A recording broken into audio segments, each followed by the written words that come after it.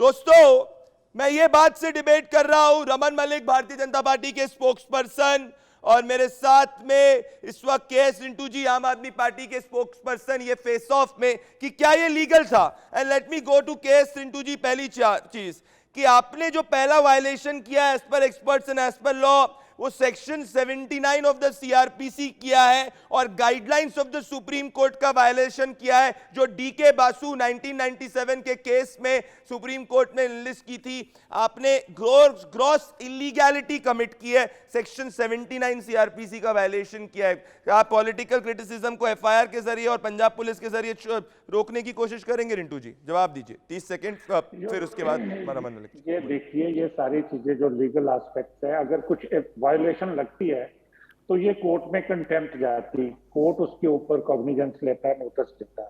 जिस तरीके से बीजेपी ने ये दो दिल्ली की पुलिस को और हरियाणा की पुलिस का मिस यूटिलाइजेशन किया है। अब देखिए, notorious, I am sorry to say, पर जो उसके एक्ट हैं ये बगा के, इसने पहले भी बहुत सारी आपराधिक इसके ऊपर मामले भी हो रखे हैं, इसने ऐसी कई एक्ट भी किए हैं।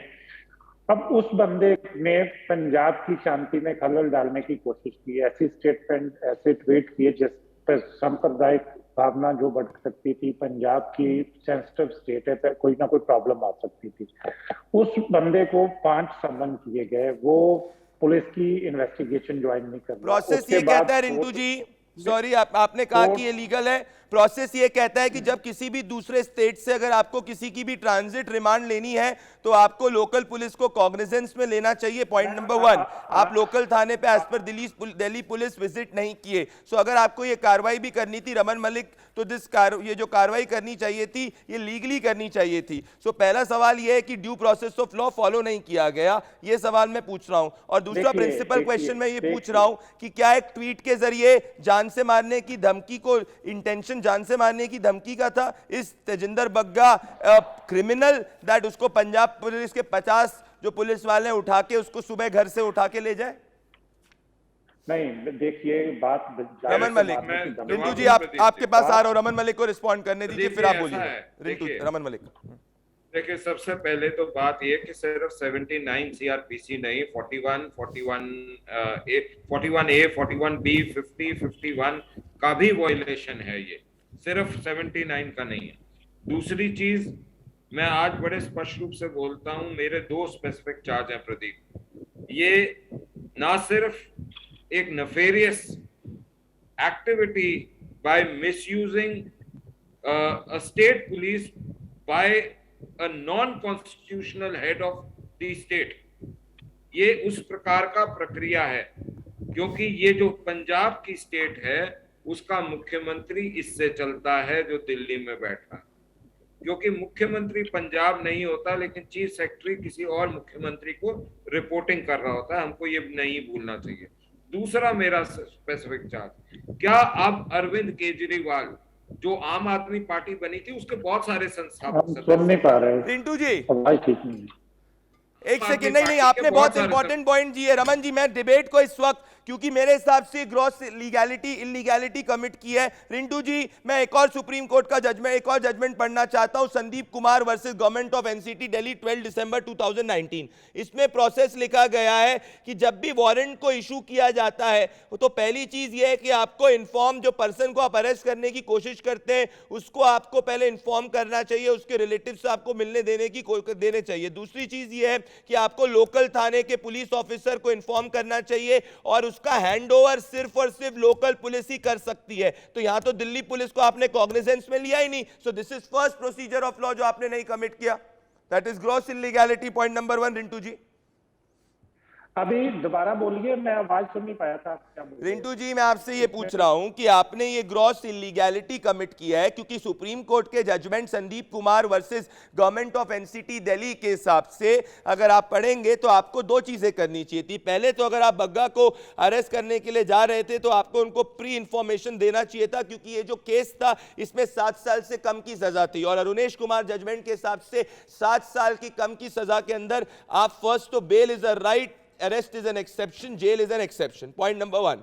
पॉइंट नंबर 2 ये है, जहां पे आप कंप्लीटली गलत गए वो इस पे गलत गए कि आपने लोकल पुलिस को इन्फॉर्म नहीं किया। तो जनकपुरी पुलिस स्टेशन को तो इसके बारे में पता ही नहीं था ना। So you have completely gone wrong there also. देखिए, एक आप मेरी बात समझिए, मुझे अपनी नहीं आ रही, लेकिन मैं इस चीज को जो बीजेपी ने एक्ट किया है, अब उसको लीगलिटी, आपका जो कनेक्शन है रिंटू जी वो सही नहीं है। रमन मलिक, मैं आपके पास आना चाह रहा हूं। रिंटू जी का जो कनेक्शन है सही नहीं आ रहा है। रमन मलिक, देखिए, मैं एक चीज बहुत स्पष्ट रूप से बोलूंगा, आपको इसका नफेरियस डिजाइन जो है उसको समझना पड़ेगा। कल जो हादसा हुआ, हरियाणा पुलिस ने जिस प्रकार से फिरोजपुर से लेकर अंबाला बॉर्डर तक 242 किलोमीटर कुछ आतंकवादी पार करते हैं और पंजाब पुलिस उनको पकड़ती नहीं है, हरियाणा पुलिस पकड़ती है उसको। वो इतना बड़ा स्नोबॉल जो इश्यू हो रहा था उसको कट करने के लिए ये एक्ट करा गया, नंबर 1। नंबर 2, क्या अरविंद केजरीवाल अब पंजाब को Nazi concentration camp, anti Kejriwal concentration camp बनाएगा कि वहां जो केजरीवाल के खिलाफ बोलेगा उसको पकड़ के बाहर डाल दिया रिंटू जी जाएगा? जवाब दे। नंबर 3, राघव चड्ढा को ऐसा क्या खतरा है कि जिसके लिए 5-5 पुलिस की गाड़ियां रिंटू दी जी गई और जवाब दे। दूसरी तरफ पंजाब के सभी नेताओं की सिक्योरिटी रिंटू जी जवाब दे। मैं एक और चीज आपके समक्ष रख रहा हूं प्रदीप। रिंटू जी प्रदीप जवाब मैं दे। आपके समक्ष एक और चीज बड़ी इंपॉर्टेंट रखना चाहता हूं। रिंटू जी जवाब दे। रिंटू जी इस वक्त हमारे साथ नहीं है। रिंटू जी जवाब दे। रिंटू जी हमारे साथ नहीं है इस वक्त। इस वक्त मेरे साथ कुछ ही समय में तरुण चुग जुड़ने वाले हैं लाइव। भारतीय जनता पार्टी के नेशनल जनरल सेक्रेटरी तरुण चुग लाइव जुड़ने वाले हैं।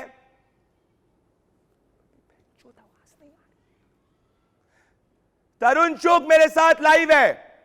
तरुण चुग जी मेरे साथ जनता का मुकदमा में जुड़ने के लिए बहुत बहुत धन्यवाद।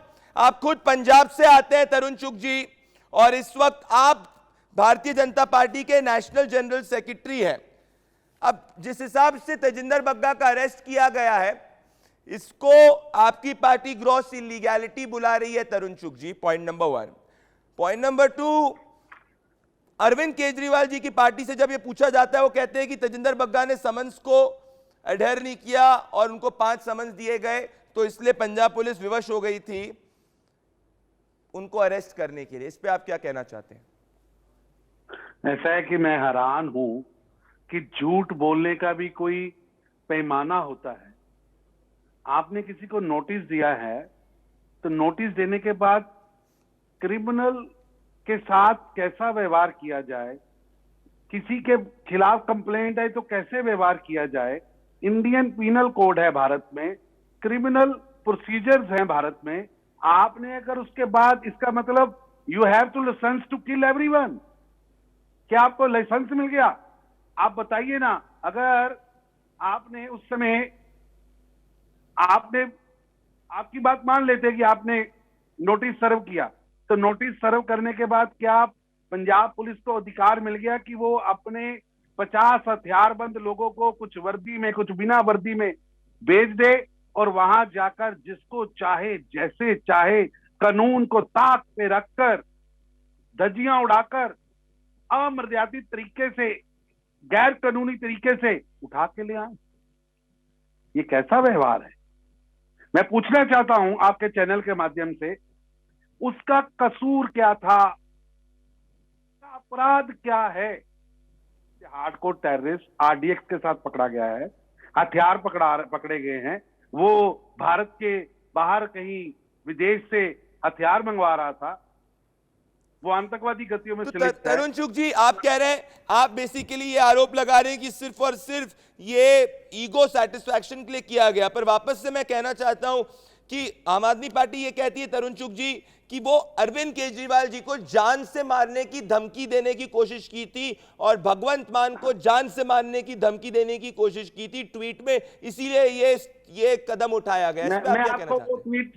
मैं वो ट्वीट सुनाता हूं, आप जरा ट्वीट सुनिए जी। उसमें तेजिंदर पाल बग्गा ट्वीट कर रहे हैं, जब इन्होंने नरेंद्र मोदी जी के खिलाफ अपशब्द कहे तो उन्होंने कहा मैं ऐसा आंदोलन चलाऊंगा कि केजरीवाल साहब को रात की चैन की नींद नहीं सोने दूंगा।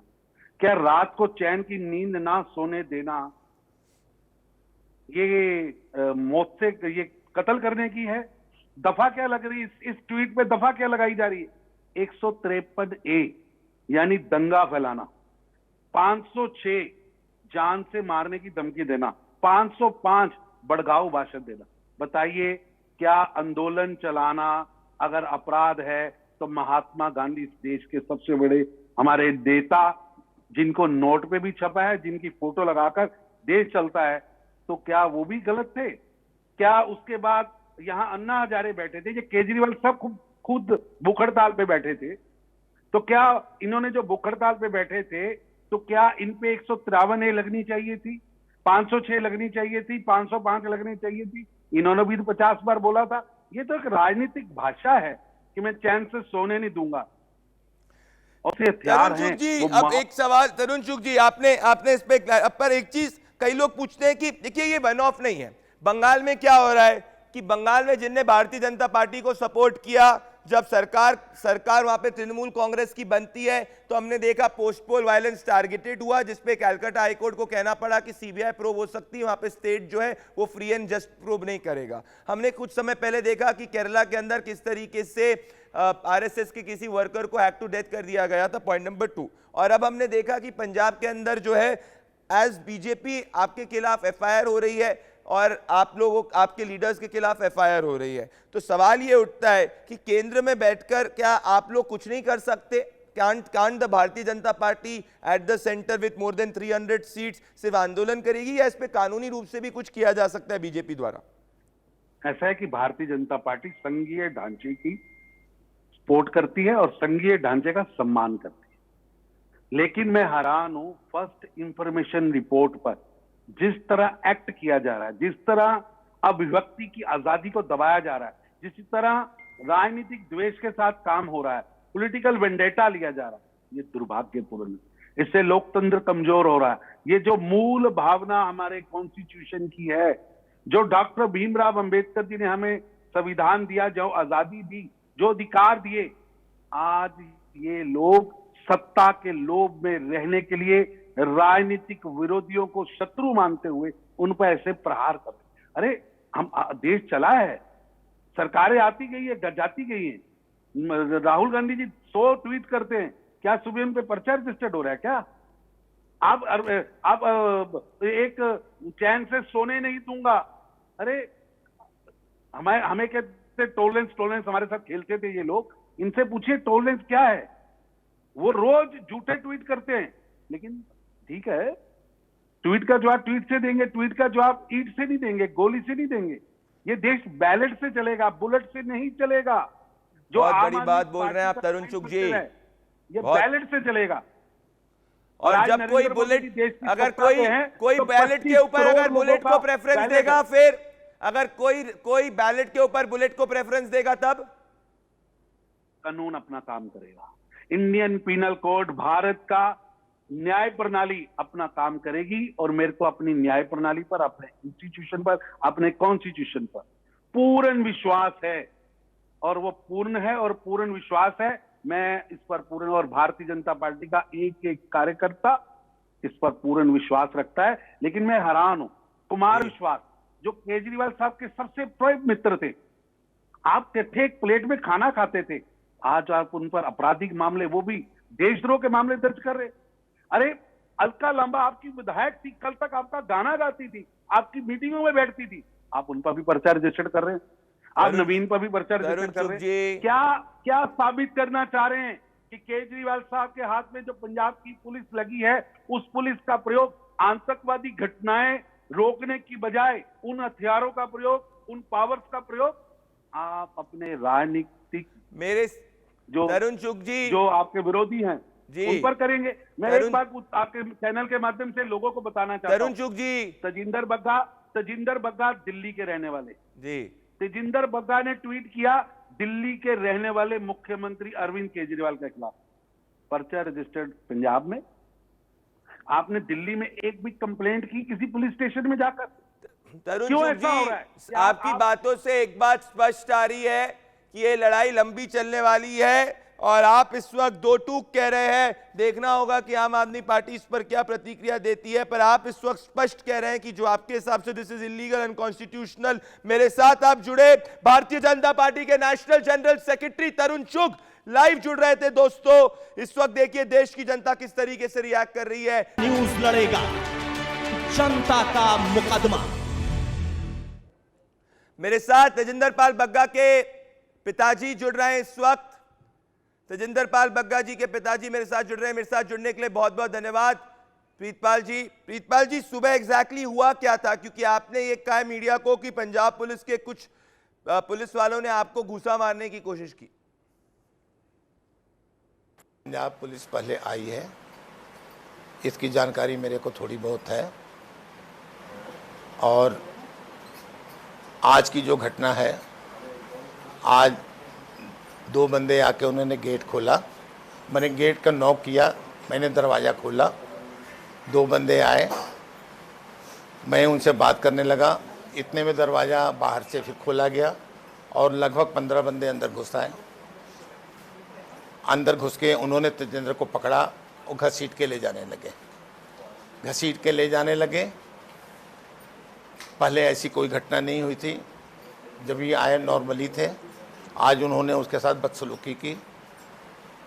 जब तेजिंदर ने इतराज़ किया तो उन्होंने बेढंगे ढंग से उसके साथ बातचीत की।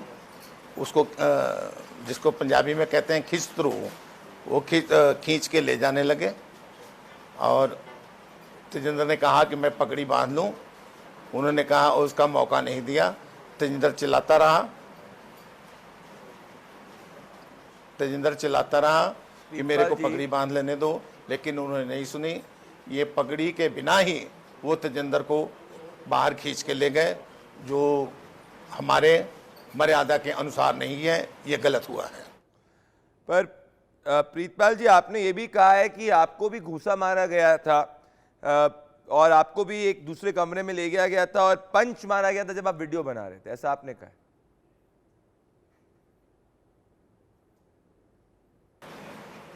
मैं अपना मोबाइल उठाया, मोबाइल उठा के वीडियो बनाने की कोशिश की।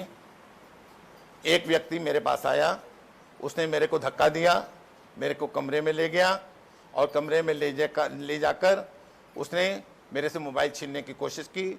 जब मैंने विरोध किया तो उसने मेरे मुंह के ऊपर मुक्का मारा। मुक्का मारने से मैं थोड़ा आहत हुआ। फिर उसने पंच मार के मेरे को नीचे बैठा दिया, मेरा मोबाइल छीन लिया और मोबाइल लेके बाहर आ गया। हाँ। प्रीतपाल जी, पर जब पंजाब पुलिस से ये पूछा गया तो पंजाब पुलिस ने ये कहा कि इसके पहले 5 बार तेजिंदर पाल बग्गा जी को नोटिस दिया गया था और वो पहुंचे नहीं थे। में ज़्यादा जानकारी नहीं है कि एक नोटिस आया या 5 नोटिस आया, और अगर जो भी आया, इतना मेरे को पता है 1-2 नोटिस के बारे में क्या नोटिस आया था और उसका जवाब दिया गया था। हर नोटिस का जवाब हमारे वकील ने वहाँ पर प्रस्तुत किया है। और अगर मान लो, थोड़ी देर के लिए मैं मान लूँ कि अगर वे वहाँ नहीं गया या नोटिस का जवाब नहीं दिया, तो क्या बिना वारंट के, बिना वर्दी वाले बदमाश टाइप के लोग घर में घुस के घसीट के ले जाएंगे? पर आम आदमी पार्टी ये कह रही है कि तेजिंदर बग्गा ने अरविंद केजरीवाल और भगवंत मान को जान से मारने की धमकी दी थी।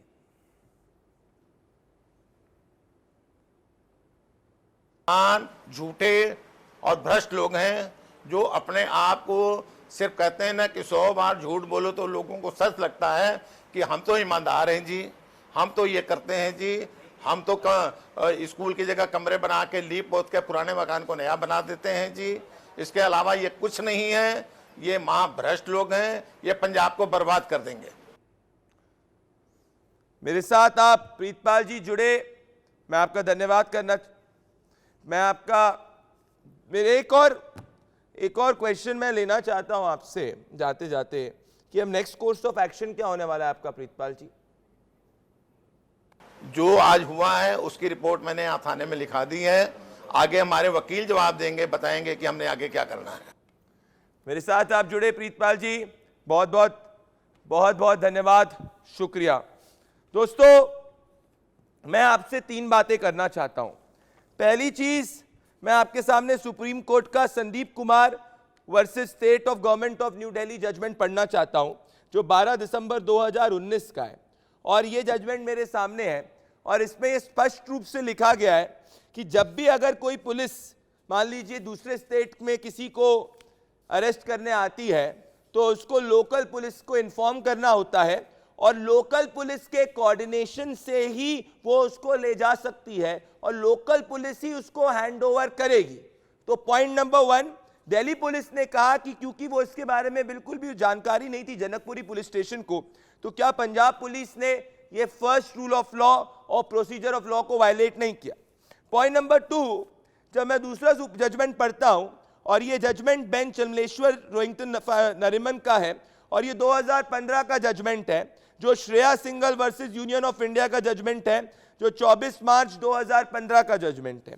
और इसमें ये सेक्शन 66 की बात हो रही है और यहाँ पे आर्टिकल 19 का हवाला देते हुए जस्टिस नरिमन कहते हैं कि जस्ट बिकॉज किसी ने अगर सोशल मीडिया पर कोई भी आपत्तिजनक ट्वीट कमेंट किया तो उस बेसिस पे क्रिमिनल केसेस को अवॉइड करना चाहिए। मैक्स टू मैक्स एक डिफेमेशन होना चाहिए, that should also be largely civil in nature. So that is point number 2। Point number 3 मैं कहना चाहता हूं, एक और जजमेंट कोट करना चाहता हूं, and this judgment is D K Basu versus state of West Bengal and this is 18 December 1996। इसमें भी अगर आप पढ़ेंगे, जो मेरे हाथ में इस वक्त आप देख सकते हैं, इसमें भी स्पष्ट लिखा गया है कि प्रोसेस क्या होता है। इसमें पहला प्रोसेस ये होता है कि जो अगर मान लीजिए कि पंजाब पुलिस को लगता है कि तेजिंदर पाल सिंह बग्गा के खिलाफ उनको एक्शन लेना था, so the accused has to be informed due in course in time. तो पहली चीज, क्या एक्यूज को पहले से इन्फॉर्म किया गया था। दूसरी चीज, एक्यूज को लीगल एड या लॉयर इन कंसल्टेशन प्रोवाइड करने की अपॉर्चुनिटी देनी चाहिए। That is point number 2। And point number 3 जो इंपॉर्टेंट है कि मैजिस्ट्रेट से परमिशन लेनी चाहिए। That is point number 3। सो सवाल ये उठता है कि जब पंजाब पुलिस तेजिंदर पाल बग्गा के घर पे आई तो क्या इसको फॉलो किया गया। चौथी चीज मैं आर्ग्यूमेंट पढ़ना चाहता हूं, ये अरुणेश कुमार जजमेंट है जिसमें 7 साल से कम की जब सजा होती है तो ये कोर्ट ने क्लियरली मेंशन किया है, इस कोर्ट ऑफ इंडिया ने, कि बेल इज द रूल और जेल इज द एक्सेप्शन। तो ये जो केस हुआ है इसमें 7 साल से ज्यादा की सजा नहीं है। तो सवाल ये उठता है कि क्या इसमें जेल या अरेस्ट करना एक्सट्रीमली नेसेसरी था। और पांचवी चीज यह है कि कोर्ट ने अपने एक और जजमेंट में, जो वापस से मैं आपके सामने मेंशन करना चाहता हूं, ये Sandeep Kumar versus again government of Delhi के जजमेंट पे जो कहा है कि अगर एक्सट्रीमली अर्जेंट नेसेसरी है तभी ये अरेस्ट का जो स्टेप है वो लेना चाहिए, लेना चाहिए, जिसमें कुछ स्टेप्स को मिस किया जा सकता है। तो क्या इतना जरूरी पड़ गया तेजिंदर पाल बग्गा को अरेस्ट करना? Was he did he have a criminal bent of mind? क्या वो पास्ट में क्रिमिनल थे जिसको 50 पुलिस वालों को भेजकर अरेस्ट करना था without informing the Delhi police? क्योंकि दिल्ली पुलिस ने ऑन रिकॉर्ड कहा है कि उसको इन्फॉर्म नहीं किया गया था। और उसके बाद सेक्शन 79 ऑफ द सीआरपीसी को फॉलो नहीं किया गया है, where it lays the process. मेरे साथ बीजेपी दिल्ली के प्रेसिडेंट आदेश कुमार जी जुड़ रहे हैं। आदेश गुप्ता जी, मैं आपका तब से इंतजार कर रहा हूं जुड़ने के लिए, आप अभी जुड़े। मेरे पास 2 सवाल लेने का समय है। मैं आपसे पहला सवाल पूछना चाहता हूं आदेश जी, पहले आपकी पार्टी ने प्रोटेस्ट किया था केजरीवाल जी के घर के बाहर, बीजेवाईएम ने उस पर कई कार्रवाई हुई, तब अरविंद केजरीवाल जी की पार्टी ने कोर्ट में गए कि कहा कि अरविंद केजरीवाल को जान से मारने की धमकी है। अभी भी ये कहा गया कि तेजिंदर पाल बग्गा अरविंद केजरीवाल को और भगवंत मान को मारने की धमकी दे रहे थे, इसीलिए एक्शन लिया। इस पर आप क्या कहना चाहते हैं? देखिए, जो पंजाब पुलिस ने केजरीवाल जी के कहने पे जो कार्रवाई की है, बिल्कुल पूरी तरह से झूठी और बेबुनियाद कार्रवाई है। मैं आपको इसके इतिहास में ले जाना चाहता हूं। जिस तरह का षड्यंत्र जो केजरीवाल ने यहां पर रचा है, और सिर्फ तेजिंदर पाल सिंह बग्गा ही नहीं, पार्टी के भी कई नेता, अन्य दलों के भी नेता और कुछ सामान्य जो सोशल मीडिया पर एक्टिव रहते हैं, उन पर जो भी सवाल केजरीवाल पर खड़ा करता है उन पर कार्रवाई करना, ये आजकल पंजाब पुलिस को माध्यम बनाकर केजरीवाल जी कर रहे हैं। और जिस तरह की ये कार्रवाई उन्होंने की है, ये कोई ऐसा नहीं कि अचानक से कर दी हो। आपको ध्यान होगा, इन्होंने एक टीवी इंटरव्यू में कहा था, जब पत्रकार ने पूछा कि सोशल मीडिया पर आप पर बहुत सवाल उठते हैं, तो उन्होंने कहा जिस दिन हमारे पास कोई पुलिस आ गई तो मैं इनको बता दूंगा, दिखा दूंगा। और आज केजरीवाल भी यही कर रहे हैं। क्या पंजाब पुलिस अगर तेजेंद्र पाल सिंह बग्गा के ऊपर उनको गिरफ्तारी देनी थी, कार्रवाई करनी थी, तो दिल्ली पुलिस को सूचना नहीं देनी थी? क्या दिल्ली पुलिस को यह जानकारी नहीं देनी थी कि तेजेंद्र पाल सिंह बग्गा के ऊपर ये केस हैं, और वो चुपचाप वहां जाते हैं, उनके घर पर उनको जबरदस्ती वहां से उठाते हैं, और जब बीच में उनके माँ बाप आते हैं तो पिताजी को उनको मारपीट करते हैं, उनके मुंह में कपड़ा ठूंसा जाता है, और तेजेंद्र पाल सिंह बग्गा को पगड़ी यानी जो टर्बन पहनने का वक्त भी नहीं उनको दिया जाता है। इस तरह की जो कार्रवाई है वो क्यों की जाती है, मैं इसके पीछे भी बताता हूं। आदेश जी, मैं आपको रोक रहा हूं, मेरे पास सिर्फ 1 मिनट और शो के अंदर है। मैं आपसे ये जानना चाहता हूं आदेश जी, आखिरी में, कि उनकी पार्टी कहती है कि हमारे ऊपर भी तो लीडर्स के खिलाफ भी 150 से ज्यादा केस है, सत्येंद्र जैन पे केस लगा दिया, अलग अलग लोगों पे केस लगा दिया, तो फिर वो लोग भी तो इसी तरीके का कर रहे हैं, ऐसा वो कहते हैं। देखिए, बिल्कुल राजनीति से प्रेरित कार्रवाई कभी भी भारतीय जनता पार्टी नहीं करती है। सबूतों के साथ ही वो कार्रवाई हुई है। जिस तरह के केस तेजेंद्र पाल सिंह बग्गा के ऊपर लगाया है कि पंजाब में वो हिंदू मुसलमान सांप्रदायिक सौहार्द बिगाड़ने का काम कर रहे थे, पोस्टर लगा रहे थे, हमने पोस्टर पकड़े, तो इस तरह के केस जो उन्होंने किए, मैं मानता हूं कि ये राजनीति में जो केजरीवाल कर रहे हैं वो तानाशाही है, डिक्टेटरशिप है। आप ये सोचिए, जो मेरे लोग पास आदेश जी, आपने बहुत बड़ी बात की, माफी चाह रहा हूं, आपको रोक रहा हूं, आपने बहुत बड़ा आरोप लगाया, आप कह रहे हैं कि आप इसको टूथ एंड नेल अपोज करने वाले। दोस्तों, भारतीय जनता पार्टी के दिल्ली के प्रेसिडेंट, मैं चाहता हूं इनसे और बात करना, पर समय की कमी है, ये स्पष्ट कर रहे हैं कि इनकी पार्टी जो है इसको पॉलिटिकली फुल्ली अपोज करने वाली। दोस्तों, मेरे साथ आप इस मुकदमे में जुड़े, सोमवार को रात को 8 बजे मैं आपका यही इंतजार करूंगा, जब वापस से एक राष्ट्रवाद के मुकदमे को हम आगे बढ़ाएंगे। बहुत बहुत धन्यवाद, नमस्कार। इंडिया न्यूज लड़ेगा